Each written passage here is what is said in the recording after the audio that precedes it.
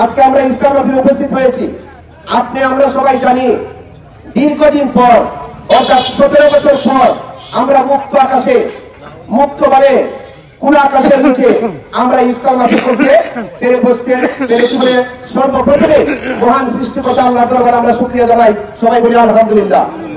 আমরা অনেকদিন পরে মানে ইফতার মাহফিল দূরের কথা, অনেকে ন্যায্য কথা, মনের কথা, অধিকারের কথা পর্যন্ত বলতে পারে নাই। আল্লাহর কাছে শুকরিয়া।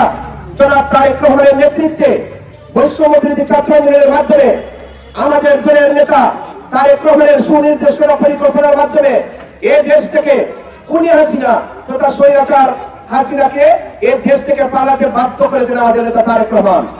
আমরা যদি এই স্বৈরাচারকে দেশ থেকে পালাতে বাধ্য না করতাম তাহলে এখনো হয়তো আমরা এই মুক্ত আকাশে ইফতার মাহফিলে বসতে পারতাম না এবং মুক্তভাবে এই আলোচনা বা বক্তব্য দিতে পারতাম না।